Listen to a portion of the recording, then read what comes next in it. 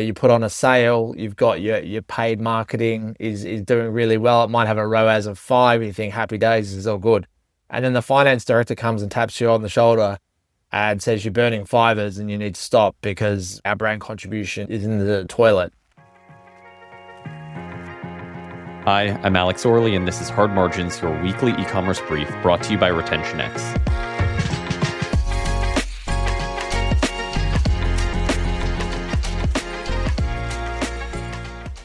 RetentionX closes the loop from identity to insight to agentic execution, helping commerce brands understand customer value, identify growth opportunities, and execute against those opportunities through intelligent workflows and agents. Today, I'm joined by John Feeney. John started his career in SEO and paid social over a decade ago. He went on to run his own agency, Sonus Media, originally based in Australia.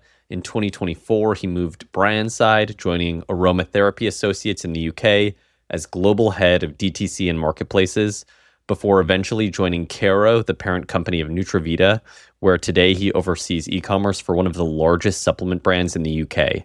We get into a lot in this conversation: discounting strategy, how to think about acquisition and retention, what ROAS actually tells you versus what it doesn't, and what it looks like in practice to build a customer file that compounds. I think you'll find this conversation insightful. John's a really smart guy. So without further ado, let's get into it. All right, John Feeney, really nice to have you on Hard Margins. Thanks so much for being here. Thanks so much for having me, Alex. You've been on the agency side, you've been on the brand side. Today, you're running e-commerce for one of the largest supplement businesses in the UK.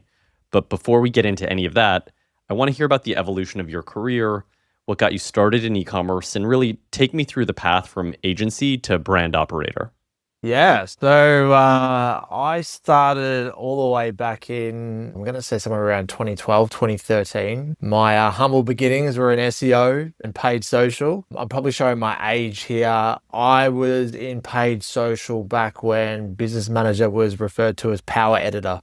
So that's how far how long I've been in e-commerce and digital marketing. So yeah, started off in outreach for SEO and then got into paid social, paid search, dabbled in some CRM. But on the outside, in my personal time, I had these little side projects going. So I was using those side projects as almost like a testing ground for ideas, whether it be paid social campaigns or blog strategies or things like that, and testing that, seeing them work, and then bringing them to my 9 to 5 and helping my account managers sell them into clients to help grow their business. And it worked really well. I remember coming up with the idea of what I was referring to as contextual marketing, which is what we refer to now as full stack, coming from brand awareness into consideration into conversion.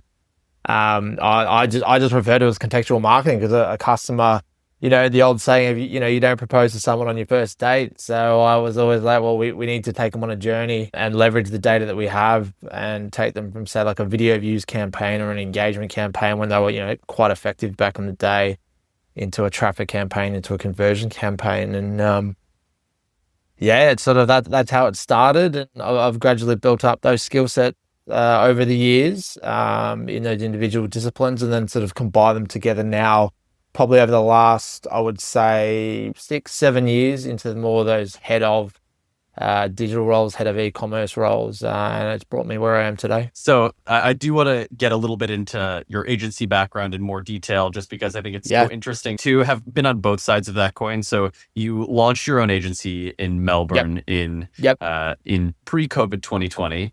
Yes. Take me a little bit through that. Oh, it was wild. I think like any entrepreneur, we all think we can, do things a little bit differently or a bit more effective, or we've got all these ideas and they might not land in a boardroom when you're working in an agency. So you're like, well, why don't I, try and go out and do my own thing? And I decided I was going to take that leap and do that. And I launched, a month before COVID, thinking that my business was going to slowly, but hopefully surely, organically grow over the next 5 years. I had dreams of expanding the business into the UK or even the US at that point, but I thought just with, it'd be easy to get to the UK in terms of visas and whatnot. Then COVID hit, and I thought, you've made probably the worst decision you could ever make. And I'm one of those people who I will stew over the decision. I will take into account every possible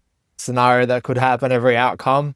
A lot of businesses around that time who were running just a bricks and mortar store or didn't really want to do digital or e-commerce, all of a sudden needed it. It was down to survival. So my business went from 0 to 100 very, very quickly. I already had a few people within my circle who knew I'd been in digital for a while, knew I'd been in e-commerce for a while. They had their own sort of stores and they sort of came knocking and asking for web development, building a website or a digital strategy or start getting some social ads, some SEO content. So all of a sudden I had a client base almost instantly. And I think the one thing I like to pride myself is when it comes to my own advertising, especially back when I was running Sonus Media, was using the same tactics to get my own clients. I would sell those tactics and strategies, etc., into my clients. So I'd be running social media ads, I'd be running Google ads, I'd be doing SEO content to try and build out funnels and sales. And then I'd bring them through the front door and they'd be like, oh, how'd you do this? Or they'd start asking questions. I'm like, literally what I'm going to do for you is what I did to get you in front of me right now. That was obviously some service-based businesses, but also for e-commerce businesses as well. I'm curious about the client base. Did you notice that there were certain categories where retention was naturally easier than others?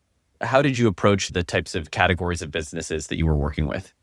Yeah, it's an interesting question. I think some businesses were, certainly easier than others. I think certainly ones that, naturally played in e-com. So if you look at, I had some fashion brands. I had a couple of former athletes who had some online programs. It was the service-based businesses where, maybe the customer journey or even like moving from a lead to a paying customer was a little bit harder. And then how did you get them back in 6 months, 12 months time was a little bit harder, but it was also introducing those particular clients to retention strategies. And they were the ones who didn't really use digital marketing. They're always, word of mouth, the old flyer in the mailbox, all those sorts of things. Now you had to sort of take those sort of principles and put it into an e-commerce or a digital world. So yeah, I would say they were the harder ones, and the other ones were a little bit easier. I asked the question because in 2024, obviously, you left the agency world and you joined Aromatherapy Associates as global head of DTC and marketplaces. And that to me, that signals that you understood the types of businesses that foundationally could build a strong base of retention. So I'm curious, when you joined that business, was there low-hanging fruit on the retention side, or were you walking into something that you structurally kind of needed to build up from zero? It certainly wasn't zero, but there was certainly a lot to do. So there was a lot of low-hanging fruits. And the first 12 months, while it was a challenge, and I remember having a conversation with the chief commercial officer there at the time, she sat me down basically on day one and said, basically, you're up against it. There's going to be a lot to do. We were working with agencies. We don't really want them here. Like, they're doing an okay job. We think they're doing an okay job, but we really want you to get into the weeds of it, find out what they are or aren't doing. Do we need to keep them? Do we need to bring things in-house? So that was one aspect of it. And then if you look at, I suppose, the acquisition and retention side of things, I think they were very good at acquiring customers, but they weren't very good at retaining them. So if you think about it, with an aromatherapy brand that is selling high-end, it's a heritage brand as well. Like, they've been around for 40 plus years now. They're the type of brand who, you can build a routine around. They've got like the products, the high-end bath and shower oils, pure essential oils, those sorts of things. You can build a routine. You can build, really cool CRM flows around that, powered by paid social, SEO, etc., to develop a retention strategy. And that's where I saw the opportunity and, had some really, really good results within that first, I suppose, 12 to 18 months I was there. So I am really curious to hear about the results. Tell me about the findings that you had as you started to build out these flows and these processes. I'd also be curious to hear what tools you were using. Yeah, like, as I said, get back to my comment before about building habits and routines. So if I look at, we wanted to build out some virtual bundles. That was very, very customized. So instead of just having, all right, you've got a pre-packaged bundle, which is obviously going to impact, COGS at some stage, I wanted to build something out where we put took our expertise as aromatherapy experts, combined it with what the customer was ideally looking to do, and create 3 to 4 stage virtual bundles, which as they added more, they got a bigger discount. So I think at one point I think it was like 3 or 4 products, like 15% off. And then I think 5 or 6 or more was like 25% off. Really tried to incentivize the customer there. So that was one aspect of it. The other aspect of it was upsells. We're using an upsell called One Click Upsell through Zipify. Fantastic app. Basically worked from day one. We were driving some serious numbers there and building out some really nice flows. So we're identifying a lot of products that were being bought quite regularly, but also not just bought quite regularly, which ones were good for follow-up purchases, which ones were good for, or products that were attracting customers that had low return rates, so it didn't impact us at the back end. So we were using that. We were using a customer data intelligence platform, RetentionX. I think at that point they were very much in their infancy as a company, but that is a fantastic platform because I paired One Click Upsell and the data I was getting out of RetentionX to build out these upsell flows, build out these cross-sell flows, which then we could implement into our CRM welcome flows, our replenishment flows. If customers bought certain products, how could we upsell them via CRM, and on it went. And I would say those sort of 3 pillars were the tools that really drove those results. And then, you sort of get into sort of the more pricing strategy. I suppose we look at that, that's more like merchandising and tactics, but then you sort of get into the pricing strategy and what we're doing from a promotional perspective as well. Something that I've seen, subscription and repeat purchase brands often lean on discounting to acquire customers, betting they'll recoup margin over the customer's lifetime, which can obviously justify a higher CAC as long as retention holds. But I'm curious, what's your take on that approach? How do you think about discounting as an acquisition lever for subscription-driven or subscription-heavy brands? I mean, discounts are easy to do, aren't they? But I think we look at them on the front end with top line revenue, and you go, it's all wonderful, everything's going well. You put on a sale, you've got your paid marketing is doing really well. It might have a ROAS of 5. You think happy days, is all good. And then the finance director comes and taps you on the shoulder and says you're burning fivers and you need to stop because our brand contribution is in the toilet. So I think when it comes to discounting, you've got to be very careful. And I think you've got to do it when it makes sense. I remember when I started Aromatherapy Associates, that was one of the things. They were a premium brand. They're still a premium brand. When you're offering products that are, 65, 70 pounds for a 55 ml bottle of bath and shower oil, and it's going to last maybe 2 months. Even though the margins were good, you can't be putting 40, 50% discounts on those products. You're just ruining the brand. So I had to come in and I had to deal with that. That was probably the biggest challenge. I said to my boss at the time, I said, we're gonna come up against a lot of legacy customers here who are used to discounts on discounts, because we had a loyalty program as well that was sitting in the background, not doing a hell of a lot.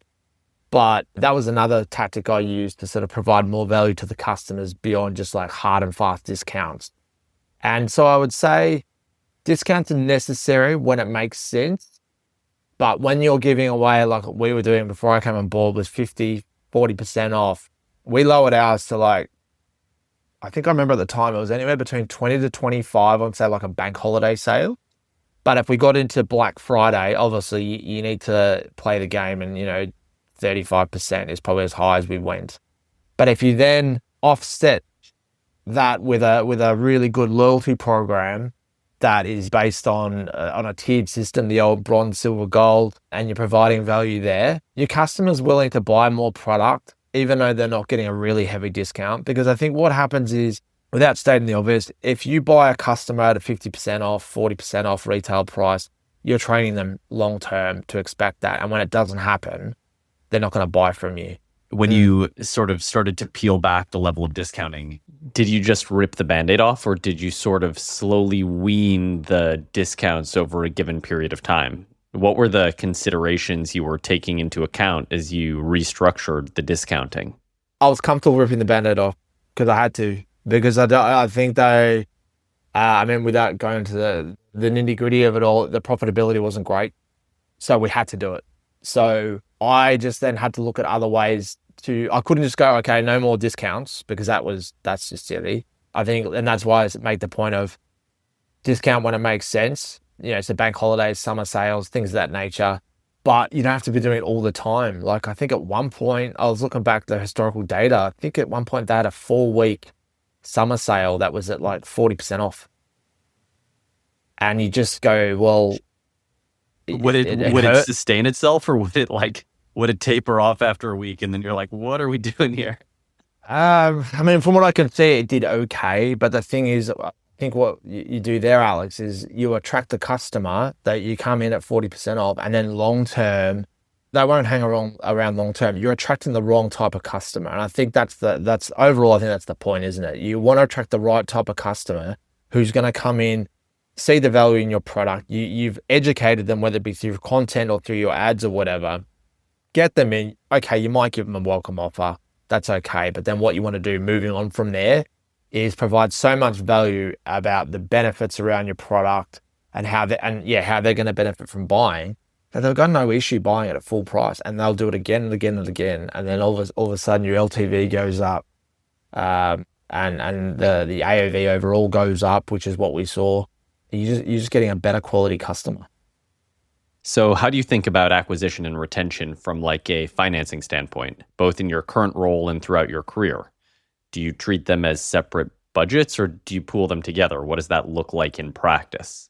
I was thinking about this earlier today, actually. I think it's certainly dependent on where the business is at the time. I remember with Aromatherapy Associates, it was like a 60-40 split in favor of acquisition, with the goal of getting it to 70-30, because my whole ethos is building, an e-commerce engine where,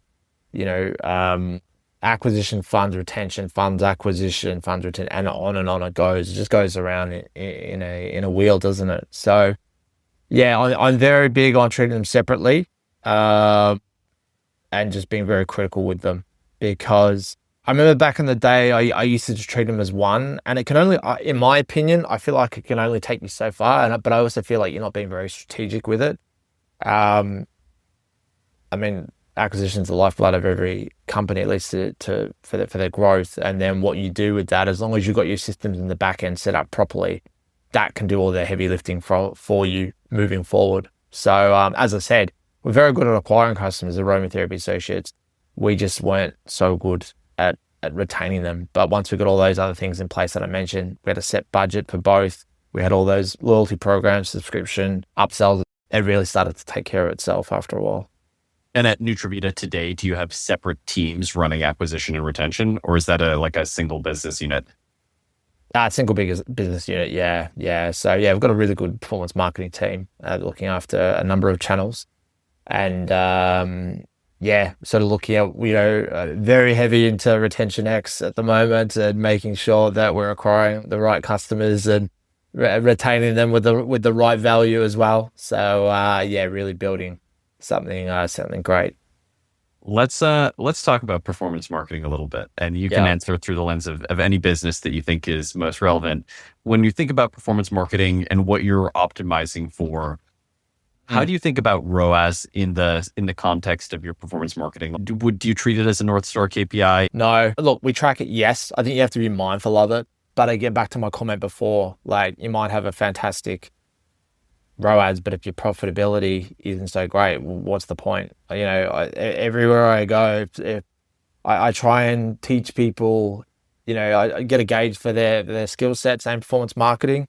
And I'll always say to everyone, look at it from a 360-degree approach. Like, don't just look at it from one platform. We need to look from both sides of the coin. So, you want to look at from what the platform's telling us, but also what the business is telling us as well. So I would say, ROAS is one. I would say CAC's the other. Is really important. Like, how long is it going to take us to, and also the payback period on that as well. Like, we might have a CAC that's a little bit higher, but if it pays back quicker, I can wear that. I'm okay with that.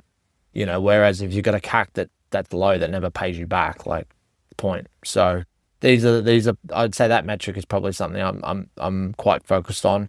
And I think also MER as well. I think a lot of businesses don't talk about that enough, if I'm honest with you. Like they're not looking at how much, your entire marketing spend and everything that goes with that affects everything else, that halo effect, right? So those are the sort of things I'm constantly looking at and how we can get better. Nutravita supplements business, one of the largest Yep. supplement businesses in the UK, and it's obviously got a pretty big portfolio of SKUs. How do you think about acquisition when it just through the lens of like product specifically? Or are you doing like an acquisition product audit of the total assortment to see what's not only bringing in customers, but bringing in better customers? Regularly. It's something, funnily enough, I've been chatting with my e-commerce manager over the last couple of months, is making sure we're identifying which acquisition products are performing best. Like, yes, we can all talk about best sellers, but that's based on top line revenue. But which of those products are actually quite helpful in acquiring customers, but are also going to create higher follow-up purchases afterwards. And that's why a platform like RetentionX really helps with that. I look at things like return rates as well. Like, and back to what I was saying before, I want to acquire the right customers because I don't want to push a product in front of someone who they're going to buy and then that product has got like a 20% return rate. Like, it just makes no sense because we could pay to acquire that customer and then they might return that product and then they might not come back to us. So, not only lost the customer, we've also had a product get returned to us that we then have to pay for, which obviously hurts overall profitability.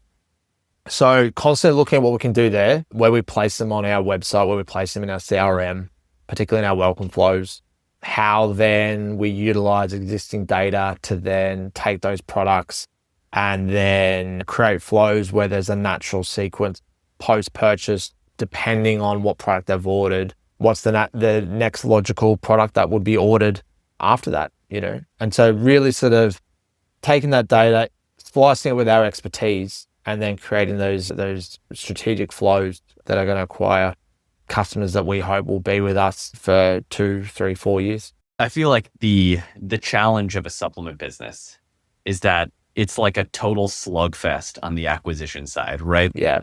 You got to come in swinging, but if you can convert, you're probably able to retain that customer for a pretty significant period of time. Yep. So I agree. I know I'm leading the witness here, but I'm curious, outside of CAC, how do you think about putting your product into the market, even from a messaging perspective? What are some of the tactics that you think about to either lower CAC or differentiate your assortment in the market? Yeah, I mean, on-site, it's certainly, we like to take the slant of, a very scientific backed product. That's our brand, that's our angle to the market. So we are very big on our claims. So if you were to look at our PDPs at the moment, there's claims there. We've got our ads running at the moment, targeting certain products. In the creative, there's the claims in there. So we want to constantly be pushing that as our value prop. Priced really nicely, very competitive. And you are right from what you said before. It is a bit of a slugfest when it comes to acquisition. That's our way of marketing. Do you think there's more value in like tinkering and refining with CRO optimizations, landing page optimizations to get marginal improvements on conversion? Or would you rather put that energy into the retention side and get like those marginal improvements on retention? Yeah, it's a good question. I think certainly retention, because I know if I can get the customer in and I know I've got everything set up in the back end, I can retain them. With a VMS brand, if you think about things that are sort of naturally geared towards them, subscriptions, loyalty programs. If you've got them up and running and you think about, on average, a VMS brand will be selling anywhere between, 4, maybe 5 orders, or they'll have 4 or 5 orders through any customer per year. A subscription offering is geared towards that. So I would take retention every time versus making some smaller changes on landing pages or PDPs to drive that. So what are some of the things you do to like reduce the friction and increase LTV for a customer? Is it like cadence of email sends or even like cadence of product delivery? Yeah, cadence of email sends for sure. I mean, that's something we're really doubling down on and have for quite some time. And just the way we do it, like there's heavy segmentation, where you've got a lot of products and they're playing in certain subcategories of a VMS category. Not everyone wants to be buying omega-3. Not everyone wants to be buying vitamin C. So your segmentation needs to be on point, and then you sort of develop that, and then get into your cadence with your emails. You've got your standard flows, sure, but I think you can get a lot more creative and sort of back to the things I was saying before about next logical purchases, etc. That in itself is what I would say is a really good retention strategy beyond just the standard, abandoned cart, abandoned browse, etc., etc. So I'm going to hit you with some lightning round questions here. Oh, come on. Amazon or DTC, where would you put your next dollar? I mean, look, I've played in both spaces. Obviously, my last role, we're on Amazon here at Nutra. I'm a big advocate for brand, and I think you build a brand on D2C every day of the week and twice on a Sunday versus Amazon. So I would say D2C. Tangential, outside of the lightning round, do you find that because obviously Nutravita has a big wholesale presence as well, do you find that like there's a migration of customers who come in via wholesale channels and then become direct customers or marketplace customers? Yeah, we've noticed that for sure. Yeah. Yeah. I mean, we've got our ads out, we're in other marketplaces beyond Amazon. Um, but yeah, we've noticed some uptick here and there, particularly when we've been a bit more aggressive with our paid marketing for sure. So back to the lightning round. What is a KPI that most brands track that you would consider useless, or inversely, a metric that no one tracks that matters a lot? I look about. I think most brands or some brands are too focused on ROAS, because I think everyone gets too like, oh, I've got a 10 ROAS. That doesn't mean anything really, because if you're overspending and your top line's not that great, well, your bottom line's going to be not so good either. So yeah, I would say ROAS. And your other question, inversely, what they aren't tracking but they should, Yeah. heavier focus on LTV. I think to a lot of people even today in 2026, and you have conversations around it and they're like, oh, like we're sort of more into our CPAs and our ROAS or those sort of things. And I'm like, what about your LTV? And they're like, oh, well, it's a consideration, yes, but we're more. I'm like, oh, okay. So how do you plan to sort of keep expanding your cohorts and all those sorts of things? I think they just think not necessarily it'll happen, but I think it's just if we stay the course, the wheel will turn. I'm like, it's not how it happens. So yeah, it's absolutely true. And I'll tell you from my perspective and my experience in lower retention categories, in categories like apparel, there's yes. just sort of like people throw up their hands and they're like, well, there's no point in tracking LTV because we've got a big assortment and who knows if they come back and et cetera, et cetera. But I feel like in those businesses, it's almost more important to be tracking LTV on a product level, on a category level, to say like, what are the categories that are driving high value customers that are building LTV in our customer file? Yeah. And if you wanted to take a step further, the ones who are on LTV, it's more that sort of broader LTV versus what you've just rightly pointed out, like product level as well. So getting into the nitty gritty, and some of those companies might not have platforms that can give them that information. So I've got empathy for that. But if you've got the opportunity to implement those sort of things, and getting deeper into your product level LTVs is the difference between like some serious growth or just hitting that ceiling. Okay, last question for you. What's the best acquisition channel for consistent high LTV customers? Oh, there's a right answer and a wrong answer, John. That's not fair. Best acquisition channel for high LTV customers. I mean, you have to look at Google, right? I think Google is like, you've already got people who've got their hands in their back pockets. You get them in, they're buying, and then if you get them into your retention strategies, whether it be subscription, CRM, etc. I would say Google. We'll take that answer. I would say, and I don't know the extent to which you've had experience with this, but I always found that customers who came in via brick and mortar and became cross-channel shoppers were almost always going to have an initial much higher AOV, have a much larger LTV, and just come back much more quickly. And so the idea was like, actually, how do you build cross-channel shoppers, and how do you build cross-channel behavior? Yep. Yeah. Look, I think that does make sense. I've had obviously some experience with customers in the past where they've just had their bricks and mortar, and then obviously, like I mentioned before, with my own agency, and then they had to turn to digital, and I think they probably focused on that quite a bit, obviously. But I can certainly see the connection and the ability to obviously acquire them, but then further grow them into long-standing customers for sure. John, it's really awesome to talk to someone who's had sort of a broad array of experiences like you have. You're at the forefront of something super interesting and exciting, and it's awesome to get your insight and to be able to speak to you. Thank you very much. Really appreciate you having me on the podcast, and it's anytime there's a chance to talk about e-com, I'll always take it. So thank you very much, Alex. Shout out to Nadine and the team at Retention X. They're fantastic, and just the level of detail that you get that you otherwise might not have had before can really be the difference between growth or just plateauing. So if you're not on it at the moment, I'd strongly recommend considering it. Awesome. Really appreciate that, John. It's great to talk to you. Likewise. Thank you.